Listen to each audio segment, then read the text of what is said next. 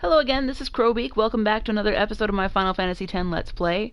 We have just had one of the major reveals of the game. The reveal that Titus is a dream. He's basically a summon. There is a huge cliff face of a whole bunch of people in a faith dreaming of their lost people who was in it. Maybe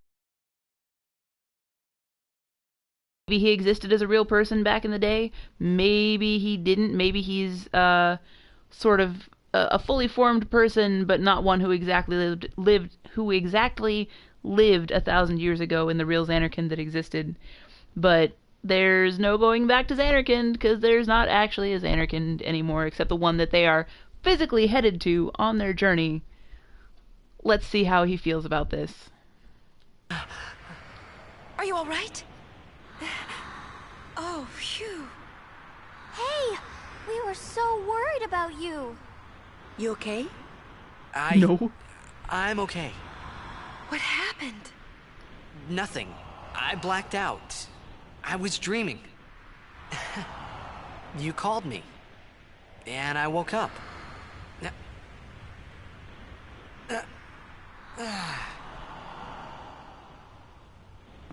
Nothing like a good nap. Well, I'm ready. Let's go. So he doesn't tell them what he just learned. That's the first thing to notice there. The second thing to consider is that he knew Auron before he popped out of Dream Xanarkand into Spira. Auron has been to Dream Xanarkand. How can that be? We'll find out. Just not yet. We're getting there, though. It's not too terribly much longer before we find out some of Auron's secrets. Look at this wall! Okay, this whole area looks cooler with the updated graphics, and it's not just because they can do a considerable more amount of shininess with it. Having this shiny blue shader over everything, in some aspect, or like in some ways, obvious. Oh god, look at those mountains in the background. Ah! Anyway, the blue obfuscates and distorts a little bit the texture behind it of the people in the faith on the wall, which in this scene is really flat. You can tell it's just a painted on texture. But look at those medallions as well. Aren't those interesting?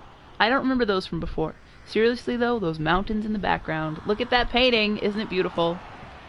There's something to be said for the high definition, high fidelity 3D capabilities that we have these days, and the kind of cohesion that comes with everything made of 3D models. But sometimes, man, just a 2D painting is great.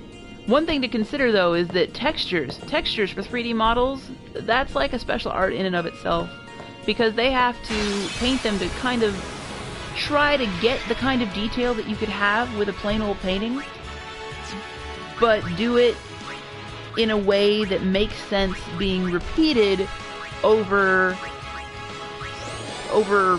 shapes of varying shape.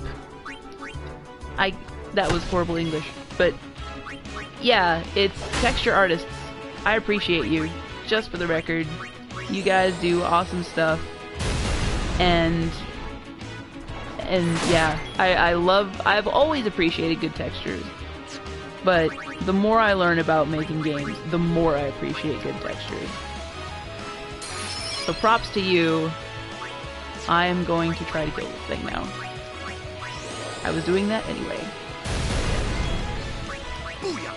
I think sticking to a 3-person party is definitely a good idea. I'm very glad my friend pointed out that I was being silly by trying to just level everybody, especially since this is not a completionist run by any stretch of the imagination.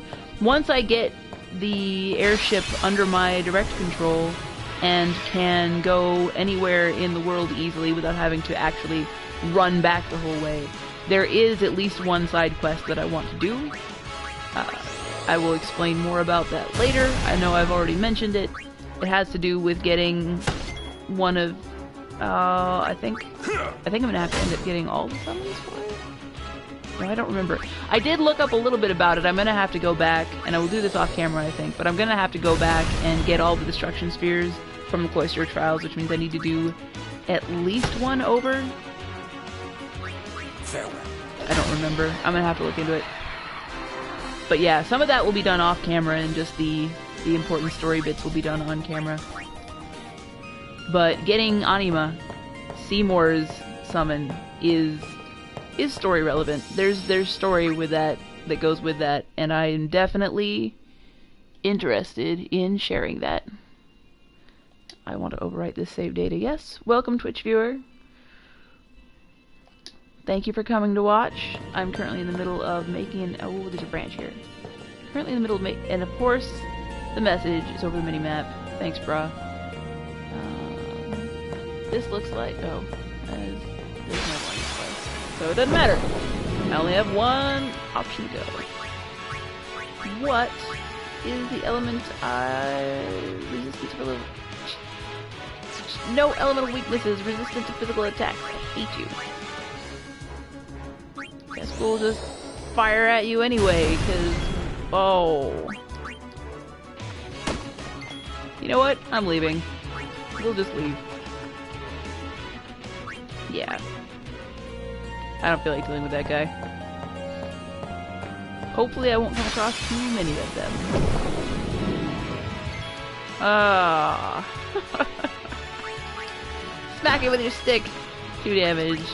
Not worth. Doesn't matter. He's the one who's got Flea. I did get to the end of Orin's path with both Wakka and Orin. I'm not quite there with Wakka yet. Definitely... Am I? I did get there with both Wakka and Orin, I think. I don't know. Either way, I've taken Wakka and Orin back along their paths towards the beginning. So that we got a job to do, yeah? If anything should happen in the water, we're relying on you three. If it gets dangerous, pull out quick. Right. Be careful, okay? Okay, so that wasn't the last water area. Sad face. Either way, forward ho. Don't know what I was saying before that cutscene started. I don't think it was important.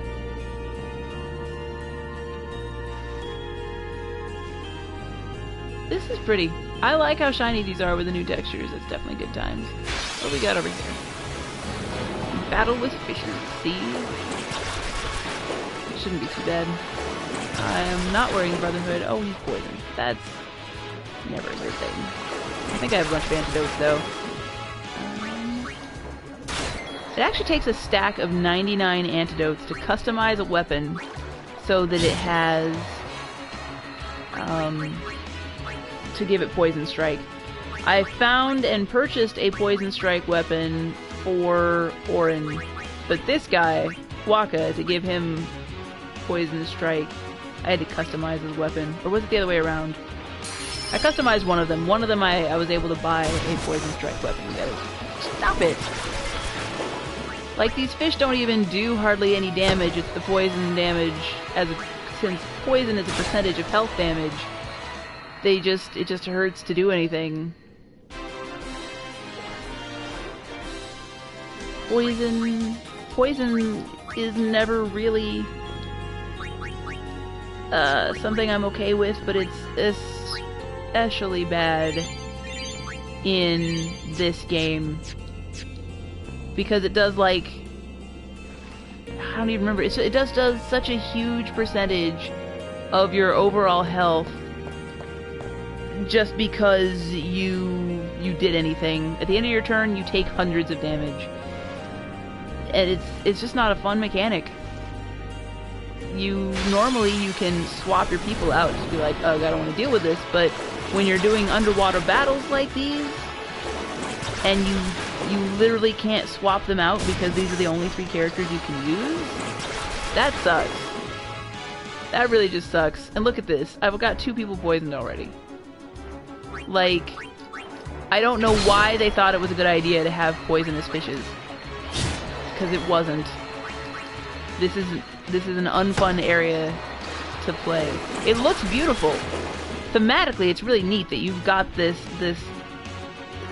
series of caverns with cool... Can I just defend and not take poison damage? No, of course not. Thematically, it's neat that you've got these underwater, these caverns with underwater traces, and you're going through and And of course, since these are the only guys who can fight, they're the only ones that can fight, whatever, it doesn't really matter. Except that the fish poison! I get, like, at the end of every battle, I get to go into my inventory and heal them up because they just get poisoned and take tons of damage. Bravo! By bravo, I don't actually mean bravo. The first trial of Gagazet. I forgot that this was a thing at all. This is interesting. I'm kind of thinking, the reason I'm pausing and thinking about this at the moment is in terms of a pilgrimage. The way they've set the pilgrimage up as a journey for a summoner with their guardian or guardians to go on. What is the purpose of this? It makes sense though, if this is a set of trials that a summoner and their guardians must overcome. Timing. Nope. Let's try that. So close. Too far. Yeah. No cigar. Come on. That was too late. Why? Is it just me or does that look like it should have worked? There we go. Thanks. Oh, look at that though. That symbol's oh hey, treasure. I just came back to look at the symbol, but treasure is alright. Level 1 key sphere? Really? Seriously? This far into the game? That's just insulting. That symbol is cool though, I can't tell what it is. It looks very Yevon, but it's also not the same Yevon symbol that you usually see. There is another path up here, it looks like, that I missed. No, there's a path going underneath me. Oh gosh, it's gonna be a maze. Yay. Anyway, if there are trials here that a summoner must pass as part of their pilgrimage, then why do these trials all require swimming when no one apparently can fight underwater even though they're mages? The more I think about this, the worse it is.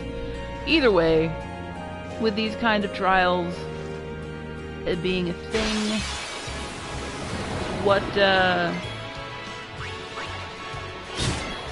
so that explains why the Ronso are so serious about their duty to protect Gagazet. Because we have that. I mean, this is what makes the mountain sacred. It's sort of the last trial a summoner has before getting to Zanarkand. But this means that the Ronso probably took up residence here, taking the mountain as sacred, when Yevon was founded in the wake of the war that ended with the war between Bibel and Zanarkand. It's kind of interesting.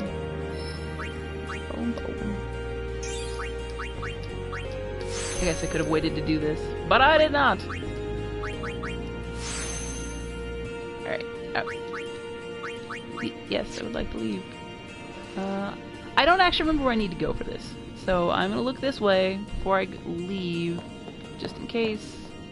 No. Alright, so back out this way. Yeah, this is, in terms of gameplay, we've got a new and interesting environment with a new and interesting trial system. Oh god, what do any of these guys do? Maelstrom. Sonic Wave after the third pulse. We will just attack this thing, I think, because Maelstrom sounds ugly. I should be using or something. Hey, poison! His having poison strike is really useful right now. I approve. Can I just let him poison himself? I can definitely let him poison himself out now. Alright, you attack that guy. She just doesn't do much damage. I should have taken her down Orin's path. Might not be too late to do that anyway. See that? Poison's nice when you use it on enemies because it has the same effect on them, but I don't feel like it was a great choice for putting in the game at all. I would rather the game didn't have it. either for or against the player. Because look at this, he's like charging, and not dying. That's cheating. It's not how poison works on me, and it's not how it would work on anyone else either. Unless it doesn't work that way on anyone. Or, yeah, words. Alright, this episode's at about 15 minutes long. Trial thing going on. I'm probably just gonna skip episode to the next actual interesting thing that happened. So have a good one, and I will catch you around.